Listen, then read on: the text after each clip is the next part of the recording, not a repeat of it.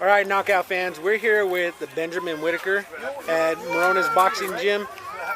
Ben, how are you doing? I'm doing pretty good. Now, you're just coming off a big win, an upset over Tre'shean Wiggins recently.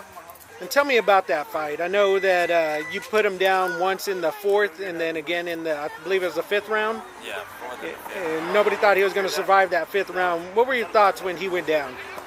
That he wasn't going to get up, that he didn't want to fight. Somebody put the pressure on him. So you felt he didn't want to fight anymore? Nah, he didn't want to fight no more. Was he just holding on at the end? Or? Yeah, he was surviving.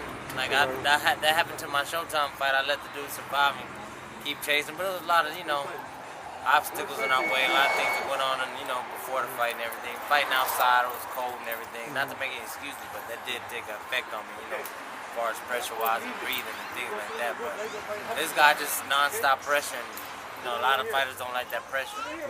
Now, how do you evaluate your performance on that fight? I'm my worst critic, so I gave it a C+, maybe. A C+. What do you think you could have done different or better in that fight? Looking back on it now. Just be a little bit more sharper, I guess. But that's the way I had to fight that fight. But I'd like to be a little bit more sharper. Just be, Okay. Now, that fight, since it was such a big upset for win for you, where do you see yourself going from here? What's next? The same as we've been doing. Like before I got signed with Roy Jones, I got the release and everything. But I wasn't moving fast enough. I'm older. I want to fight, and we get the fights. We fight in people's backyard. That's what we was doing before, prior to signing with them. So that's what we're gonna start back doing again. Going to people's backyard, fighting in their hometown, whatever. It don't really matter. I like that. I like when we fight. Do you got anybody on the horizon right now that you're talking about fighting, or? I fight anybody. I don't have them upside down record opponents and things like that. I fight anybody. Okay, so if you could pick your next opponent right now, who would you pick? Errol Spence. Errol Spence? Yep. Why him? Because I fought him when I was an amateur. I fought him when I had like maybe 11 fights, 12 fights. And he was stopping everybody. He couldn't stop me, and it was a good fight. How did that fight go? How did that turn out? It was a good fight, close fight. That's all I can say. It was a good fight. I believe he's out of Dallas, Texas. He's out of Dallas, yeah. So that fight could probably be made big fight for Texas. Yeah, pretty much. I just stay on my grind, and keep fighting on it.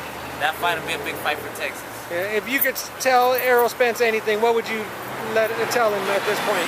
When he get that belt, I know he's gonna win a championship. When he get that belt, give me a chance. Okay, great. And if anybody wants to see, catch up with you or follow you, how can they? Where can they see you? BW Blackskin. That's BWBLAXICAN. Okay. Now, real quick, a lot of people might not know how you got the nickname Blackskin. How did that come about? Just my versatile style. I can fight like a Mexican, or I fight like a black dude. But I fight a little bit more smarter than a Mexican when I apply pressure. But I still got the, Yeah. pretty much. That's where the name came about. Great. And we'll catch back up to you hopefully soon when we find out who you're fighting next and what's going on. All right. Thank you.